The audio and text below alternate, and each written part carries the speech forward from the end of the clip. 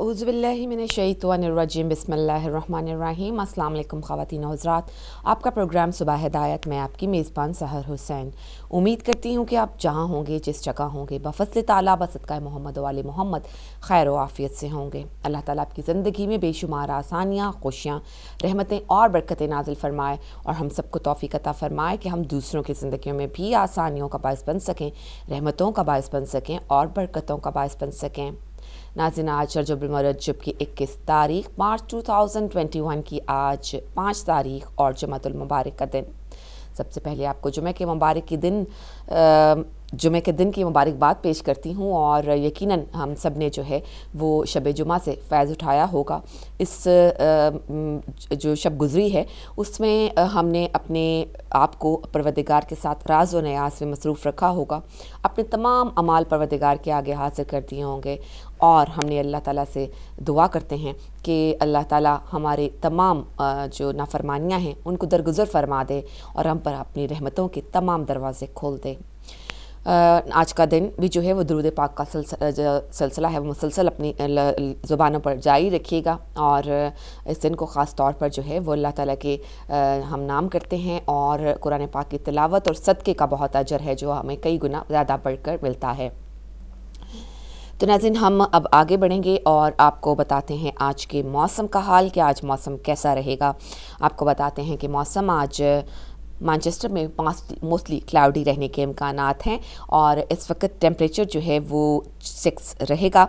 इस वक्त 6 है लेकिन ये हाई 7 तक जाने के इम्कानात हैं, लेकिन बादल जो हैं वो दिन भर छाए रहेंगे। इस वक्त टेम्परेचर 6 है, बढ़ते हुए 7 तक जाएगा, जबकि लोवेस्ट टेम्परेचर -1 रिकॉर्ड किया जाएगा। लंदन में इस वक्त मोस्टली क्लाउडी है, गहरे बादल छाए हुए हैं, टेम्परेचर 5 डिग्री सेल्सियस है। हाईएस्ट आज 7 तक जाएगा, जबकि लोवेस्ट टेम्परेचर 0 डिग्री सेल्सियस रहेगा। स्कॉटलैंड के शहर एडिनबरा की बात करते हैं। एडिनबरा में इस वक्त मोस्टली क्लाउडी है, ज़्यादातर जो है वो गहरे बादल छाए रहेंगे। टेम्परेचर इस वक्त 3 डिग्री सेल्सियस है, हाईएस्ट 5 रहेगा, जबकि लोवेस्ट टेम्परेचर -1 डिग्री सेल्सियस रहेगा। पाकिस्तान के शहर इस्लामाबाद की बात करते हैं, जो कि जहाँ पर मुकम्मल आबोताब के साथ सूरज चमक रहा है। टेम्परेचर इस वक्त 27 डिग्री सेल्सियस है, हाईएस्ट भी आज 27 रहेगा, जबकि लोवेस्ट टेम्परेचर आज 12 डिग्री सेल्सियस रिकॉर्ड किया जाएगा। तो नाज़रीन, ये तो मौसम के हालात थे जो हमने आपकी खिदमत में पेश किए और अब हम आपकी खिदमत में जो हैं वो पेश करते हैं करेंसी के हालात, कि करेंसी कैसी जा रही है। करेंसी जो है वो जनाब पाकिस्तानी रुपए में मेजर करेंसीज़ के रेट्स जो हैं वो आज क्या रहेंगे आपको बताते हैं कि US डॉलर की कीमत ख़रीद आज पाकिस्तानी रुपए में इसकी कीमत 157 रुपये रहेगी, जबकि कीमत फ़रोख्त 157.7 रहेगी। यूरो की कीमत ख़रीद 186.75, जबकि कीमत फ़रोख्त 188.75 रहेगी। ब्रिटिश पाउंड की कीमत ख़रीद 217.5, जबकि कीमत फ़रोख्त 220 रुपये रहेगी। UAE दिरहम की कीमत ख़रीद 42.75, जबकि कीमत फ़रोख्त 43.15 रहेगी। और सऊदी रियाल की कीमत ख़रीद आज 41.65, जबकि कीमत फ़रोख्त 42.1 रहेगी।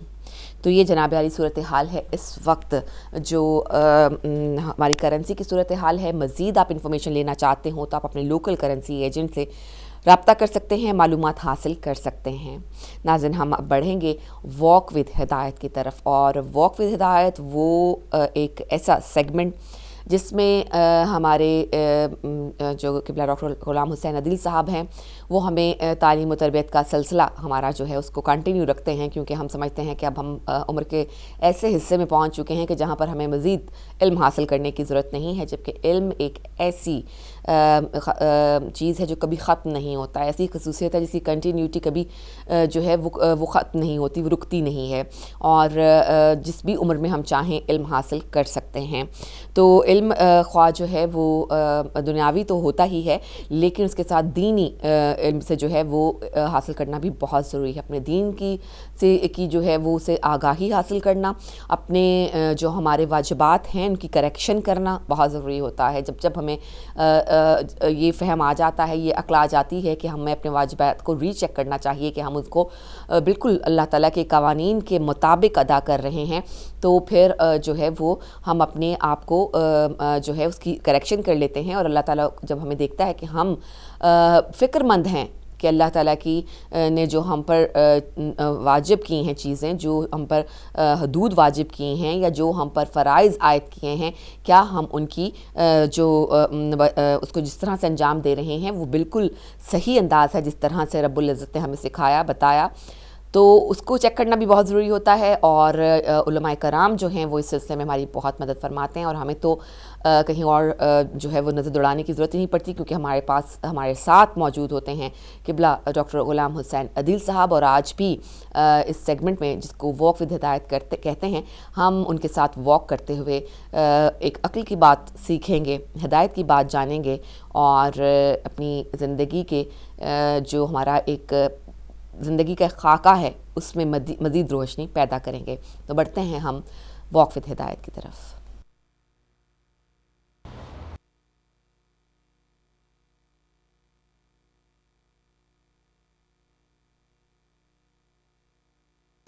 جی ناظرین، ہم بہت بہت شکریہ ادا کریں گے قبلہ ڈاکٹر غلام حسین عدیل صاحب کا، اور ہمیشہ کی طرح جمعہ کے بارے میں بہت ہی سیر حاصل گفتگو قبلہ نے فرمائی. کس طرح سے ہمیں غسل جمعہ کی فکر کرنی چاہیے، کس طرح سے ہمیں جو ہے اپنی صفائی کا خیال رکھنا چاہیے، ناخنوں کو جمعہ کے دن خاص طور پر کاٹنا چاہیے، اور جو ہے یوں سمجھیے کہ جیسے ہم باہر نکلتے ہیں تیار ہونے کے لیے اور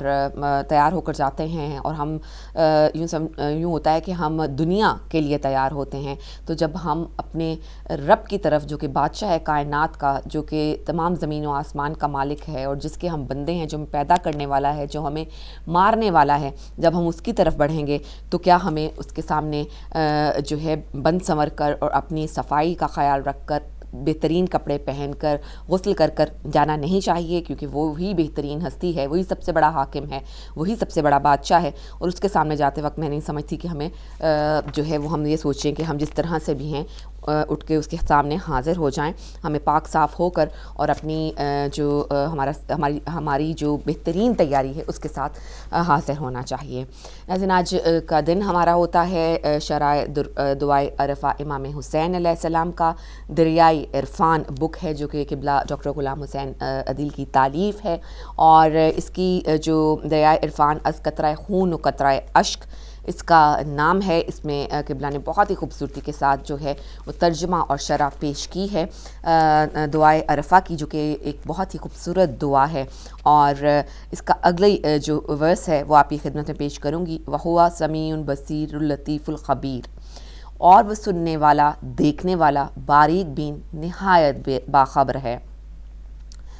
لطیف اور خبیر سے کیا مراد ہے؟ لطیف کے دو معنی ہوتے ہیں، ایک لطف کرنے والا اور دوسرا باریک بین. یعنی وہ ذات جو بڑی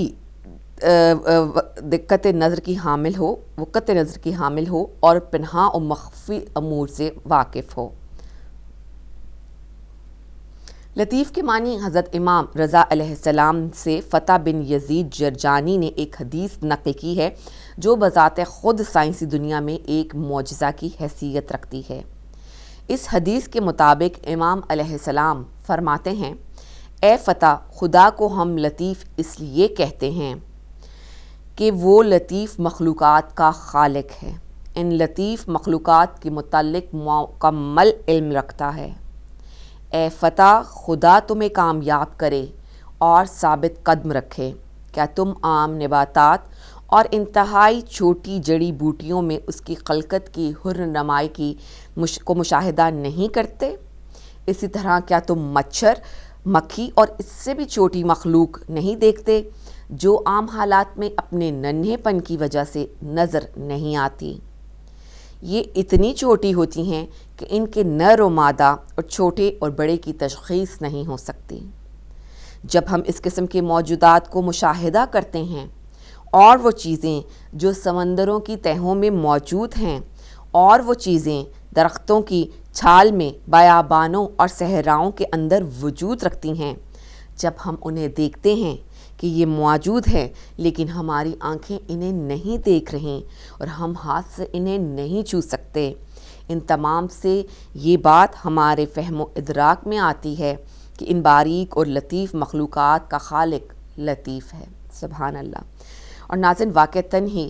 سب سے بڑی مثال ہمارے پاس اس وقت کرونا وائرس کی ہے، جس کو ہم نہ دیکھ سکتے ہیں، نہ چھو سکتے ہیں، نہ ہم صرف اس کا نام سنتے ہیں، اور ہم یہ جانتے ہیں کہ یہ ایک وائرس ہے، وائرس وجود رکھتا ہے اپنا،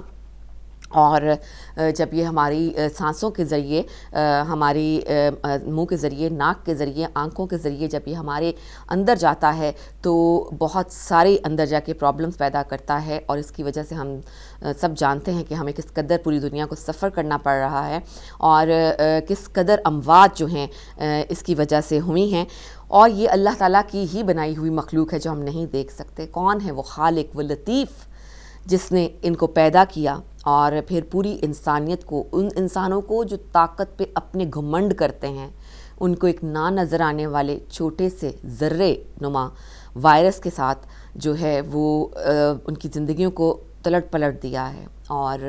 آج دنیا کہاں سے کہاں جا رہی ہے، صرف اور صرف اس ایک سال تقریباً اس وائرس کو ہو گیا کہ یہ اس وائرس نے دنیا کا جو